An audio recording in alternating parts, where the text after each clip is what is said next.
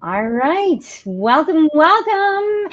Happy Friday, everybody. Happy summer, almost just a few days.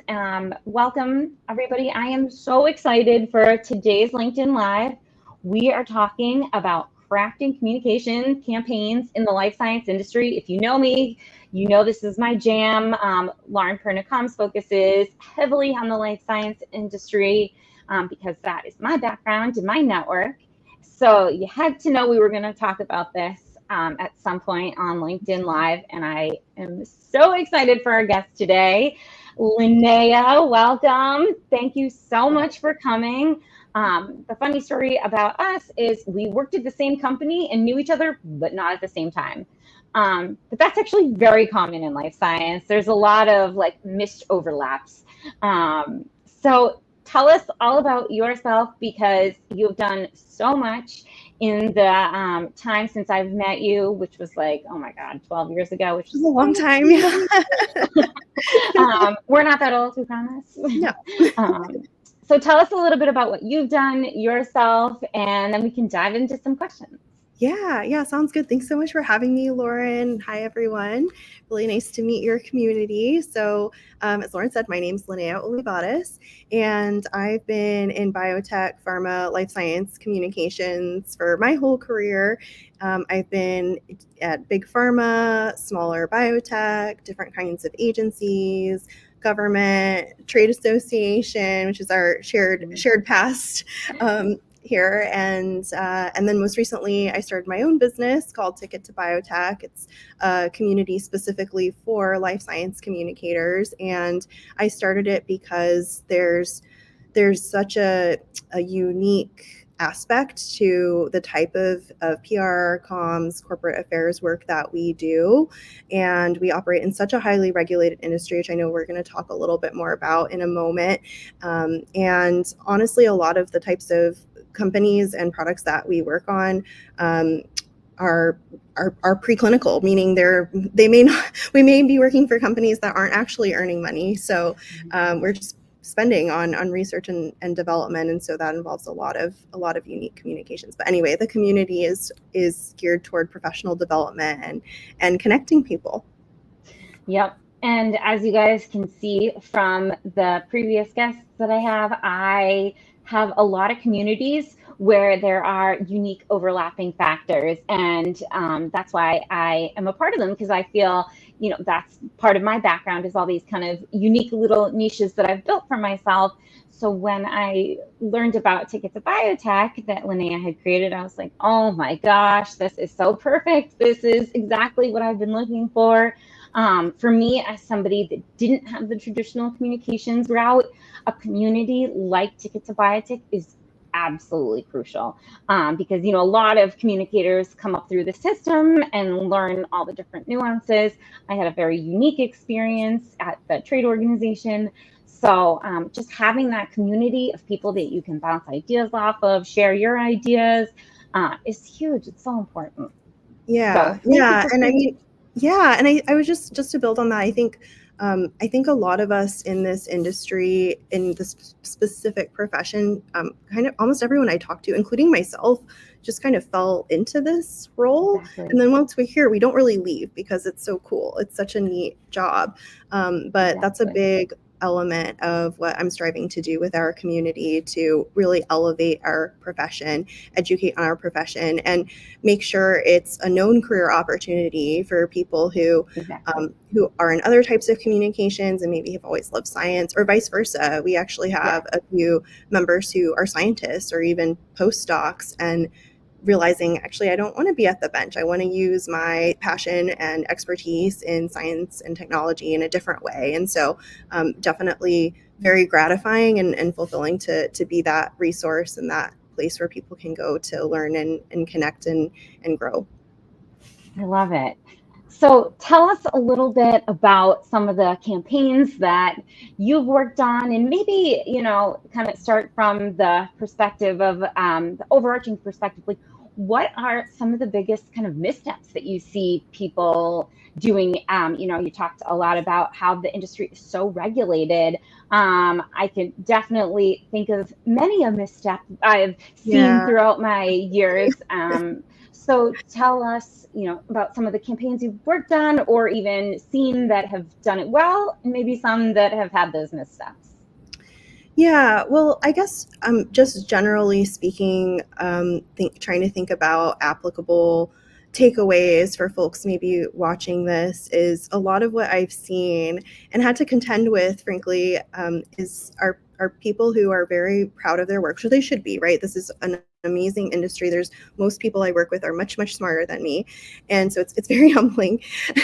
but what I hear a lot is, oh, this data is so amazing, therefore it should speak for itself.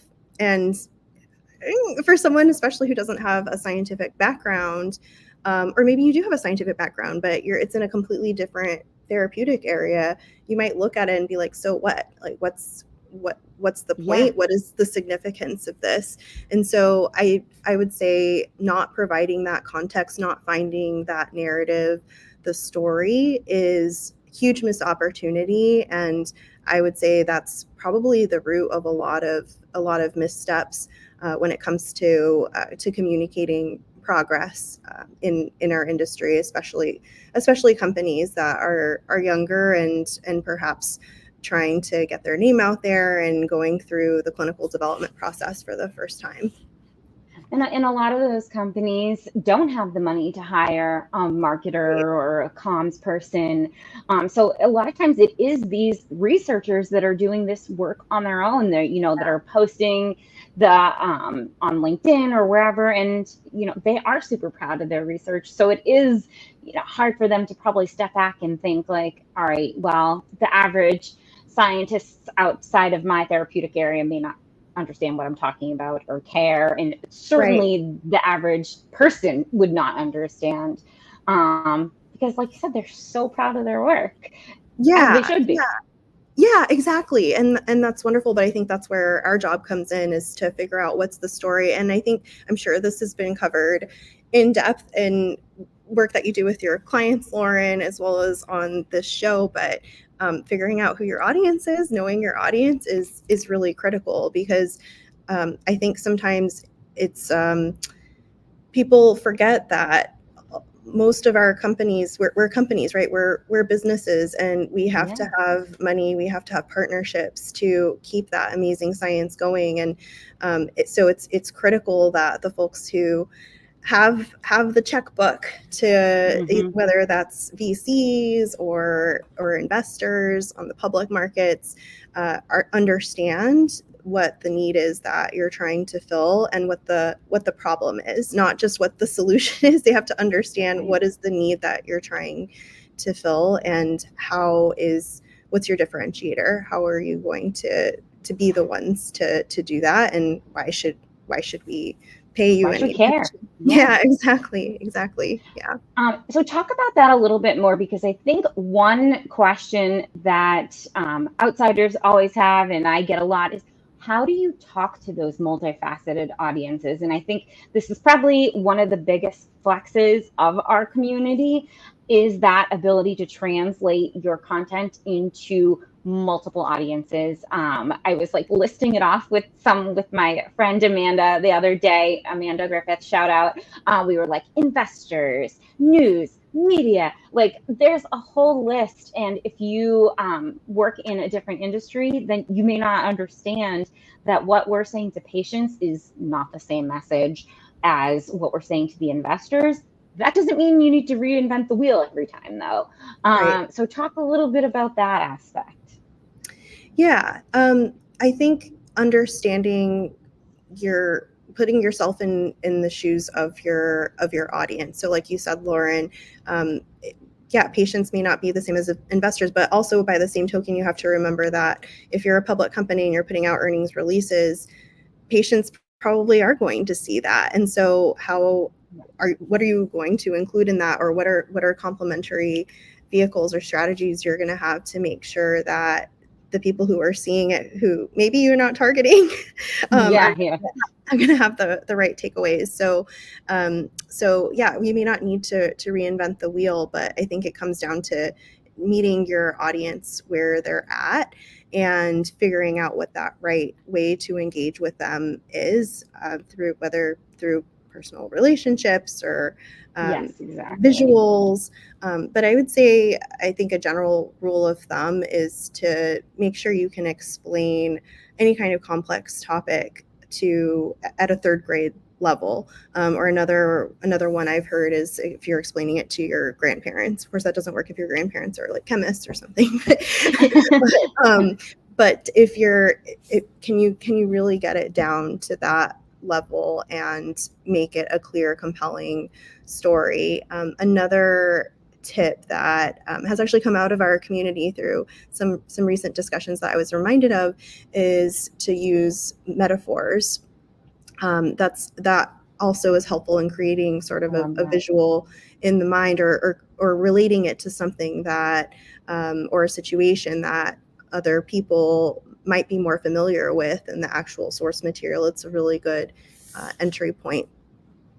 Oh, I love that. It's so funny, that same conversation that we were having yesterday. I said, yeah, talk to grandma. That was my tip. But Yep. but I said 10th grade level because that is what Google rates at for readability, is a 10th grade level. But third grade, that feels actually a little more tangible. So, Yeah, I think so. I'm gonna remember that. Yeah, because I mean, it's like, again, it depends your audience, right? If you're talking to investors who have PhDs, like third grade, not going to cut it, right? But if you're talking about like sometimes to the patient community, or let's say you're trying to get a story out there for media, who are stretched thin anyways, right? Or you're trying to get something out in the general consciousness, like it's imperative to keep it short and to get to the point very quickly. And you can't really it's better to not assume any kind of baseline scientific literacy, because everyone comes from different backgrounds, right? Exactly. Yeah. And they could be the smartest person in their field, but have no Exactly. knowledge of, scientific data. So how Yeah. that's dissected. So funny enough, my next question is really, how do you kind of dissect that technical jargon for people? In our world, there are a lot of Latin names. There's a lot of acronyms. The list goes on and on. What is your suggestion? I feel like there's, so many ways you could do it, but I would love to hear from you. Well, I mean, first of all, I think avoiding, maybe I'm sidestepping the question, but like avoiding the jargon when you can is a good rule of thumb. If you can't get away from it, then it's imperative to describe it or define it, or maybe even refer to it if you're going to be using that term multiple times in, say, a social media post or in a press release. Maybe make it a little bit more accessible if you have to use that language. And then again, it goes back to contextualizing. Make sure when you're introducing that as a concept, that it's very clear what it is, what the purpose is, why people need to understand this term or this concept in the first place. Yeah, and that's exactly what I was saying too, is like, if you don't need it, especially, I'm always kind of talking from the social media blog world, especially in social media, if you don't need that like lengthy Latin term, there's no reason to include it. You got to think about your audience. What do they need to know? Exactly. So sidestepping it all, that is always my number one rule. I'm like, do we have to say this? Yeah, I mean, I think a lot of what I'm saying, there's commonalities with other industries, right? Especially other technical industries. It's not new. I think it's just that the volume, like there's a lot of it in what we do day to day. Yeah, exactly. What else? So how do you think that people can create content that is compelling, even if, they think of our industry as kind of boring, or, trust me, guys, it's not boring. It's Oh, no. incredible. Yeah. But I think when you hear the word science, if you are not in the science world, you automatically think it's, oh, that going back to biology class in ninth grade or something. I can't even tell you how many people I meet and they're like, I actually don't even know what biotech is. Right. Hey, listen, guys, I didn't know what it was when I first started too. So it's not something to be ashamed of. It's just our world is, so unique, and there's so many fields you can go into. But how do you approach, that kind of concept of pulling out the compelling story? Would love to hear your strategy. Yeah. I'd say, and this has become easier in the past few years with the advent and emergence of all these media and channels and vehicles to have owned content versus earned or sponsored or paid. And I would say to Owned content, just for the audience, the owned content means that you create it, just for anyone who's exactly. Yeah. And so listening. that can be anything from content like this Yep. to blog posts, to your own Case studies, videos. white Yeah, papers, anything ex- like that. exactly. And there's real power in that. And so I think with those vehicles now available to us, um, it has made it easier to attach personality and to really humanize a lot of the hardcore science and technology behind the scenes. And so whether that's individually or even, I think, from a corporate perspective, ensuring that your leadership or star scientists have an ability and a platform to explain what they're working on, what the progress is in their own words, that makes it a lot more relatable and personalizes the work that can otherwise, to your point, Lauren, be seen as perhaps overly technical or even boring. And that also creates variety too in the way we communicate in our field.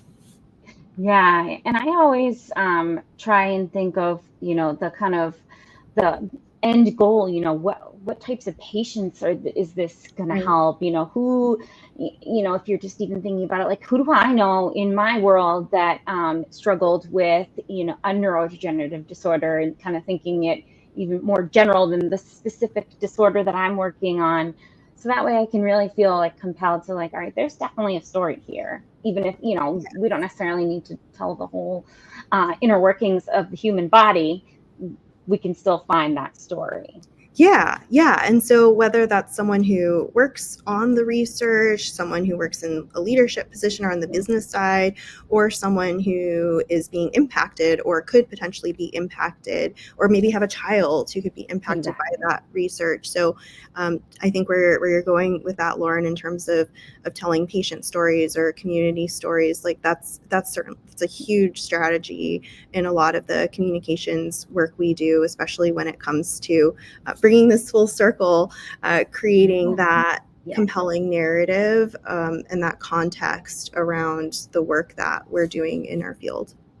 The why. And I think that's something that, if you talk to anybody in our industry, they will give you the most impassioned reason for why they started the business, why they are at the bench every single day. Everybody in this industry has a really passionate why. And that's, I always just try and think of that, no matter how complex the science we're diving into is. Yeah, and I mean, at least for me personally, that's why I got hooked on this industry, and I think you see that, and that's an honor that we have as communicators, and it's a responsibility. It's a heavy responsibility too sometimes that we carry, and I think you would get that same answer if you were to ask independent practitioners, people working at firms, people working at small baby biotechs, people working at bigger companies like AbbVie, which I'm here in AbbVie's Bay Area headquarters right now, and they have an amazing corporate affairs team, which they're all super passionate, and so you get that in our field and in our profession, and that's a wonderful thing that I don't quite know that you get everywhere. Exactly. That's what I was going to say too. And that's certainly why I had to, when I first started my business, I wasn't entirely sure what direction I wanted to go in. And as soon as I started, I was like, I have to do life science. Like, I just don't feel as connected to something else. And that's just, that's the hook of this industry is like, Yes. once you're in, it's hard to see yourself doing any other work because the work here is so meaningful and so deeply passion driven. And if you're a passion driven person like us, then it just feels so natural.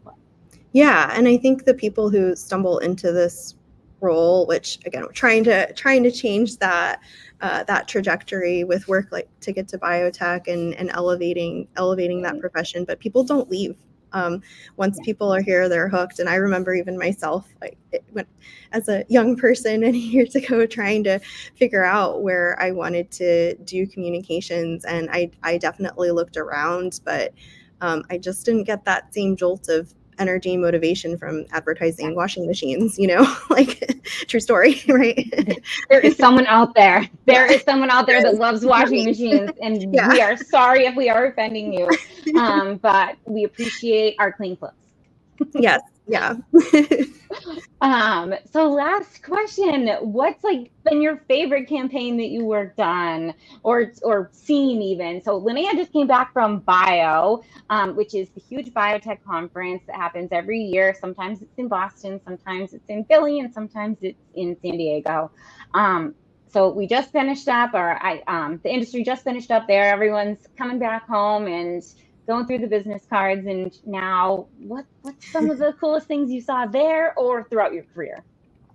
Yeah, well, I mean, I guess what I'll touch on, since we're in June, and of course, Pride and Juneteenth are front and center on especially on the communications side of things. And this isn't necessarily specific to bio, but I think it's really important, and we are seeing that that authenticity and that follow through. You've probably noticed a lot of the rainbow logos changing on LinkedIn here and other areas, and so to make sure that we're following that through. And so some of there's some folks in the industry doing that really well. So I would definitely follow along throughout the month if that's an area that's of interest to you. But a couple of the examples I wanted to pick on, again, not necessarily specific to bio, but that illustrate a couple of the different points that we've been talking about here today, is Moderna, who some of you may recall is one of the companies that put that little company. The vaccine out there during the pandemic. Moderna is actually the facility is only a few miles from my house. So. Yes. And they recently introduced a new series called Coffee Break Science. And you can actually catch some of the clips on LinkedIn. And it's really cool because they go up to people on their team and literally try to break down a otherwise complex scientific topic. And I think it's just a great illustration of some of the things that we were talking about, Lauren, because they're humanizing it, they're breaking it down into bite-sized pieces. They're making it really approachable. They're mixing it up. They're also showcasing different members of their team, which is pretty cool to see. So that's a great example. And there's other companies doing similar work.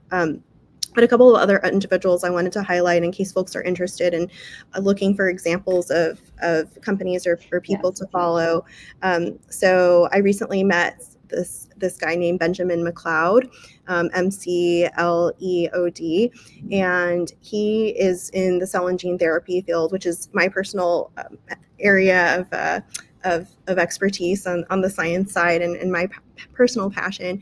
I recently met him at a conference, but he is super smart, and he does a really good job of breaking down complex topics in videos or in memes. He uses memes very effectively, and he breaks it down in such an approachable way. But what's really intriguing to me, and this goes back to your point, Lauren, about how do we bring in different types of audiences with the same type of with similar material.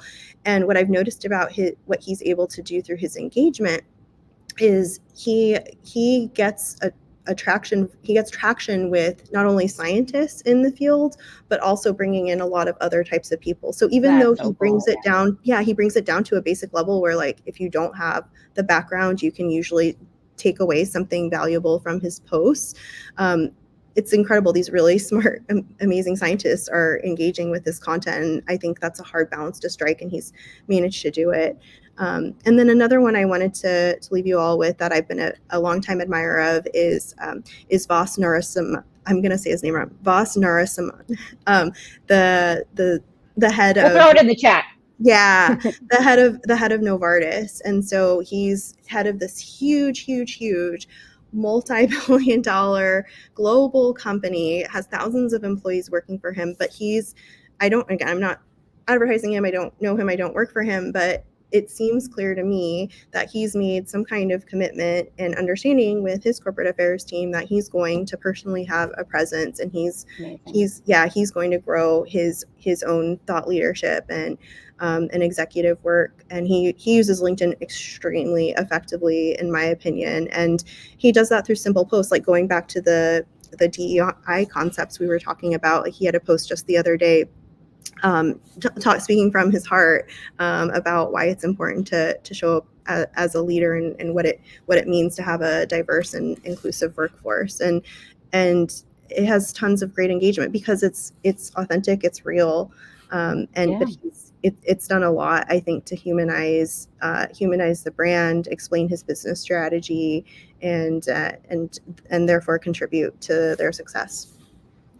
That's awesome. I feel like you just, were predicting what I want to talk about this fall on the program. Is that exactly what you're talking about? Is that concept of C-suite leaders at large companies creating their own presence? Because people think of that they need to be this kind of big face, Wizard of Oz, man behind the curtain. But the more that people like him can humanize his work, his point of view, sharing photos of maybe him doing a hike or something, that's what's gonna make a change, because people then see, especially leaders and the industry, as just humans. And especially if he's tying it back to really important initiatives like D&I, then that makes that Novartis even more of an appealing place to work as well. Yes.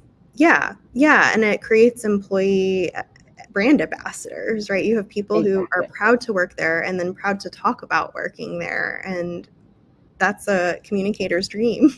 Exactly. There is a stat that I'm not going to get right, but I'll throw it in the chat later, that almost all of engagement on companies' LinkedIn pages is the employees. I mean, think about it. It's the true for us here. So the more that employees can build that camaraderie on LinkedIn, the more people will see what a great company it is. People will want to work there, and great word will spread about the company itself, because this is such a powerful vehicle these days. So absolutely. Well, this has been amazing. And I personally love the tip about using a metaphor. And I love the examples of the people you gave. And hopefully you will come back on the show and tell us all about how Ticket to Biotech is going. Because I definitely also want to talk a lot about communities and how that is a huge part of our work these days. And, if you talked to us about 10 years ago, it really would have been a little different. Yep. But I think the community piece is really going to be changing the game, especially in health and wellness and life science world. So that will be on the docket for later on too. But thank you so much. And we will see you guys next week. We have Mackenzie Abramson, who is coming on to complete the life science cycle. And she's going to talk about how to share all this once a drug has been approved and it is in the patient's hands. So completing the whole life cycle here. Sounds good. All right. Bye, guys.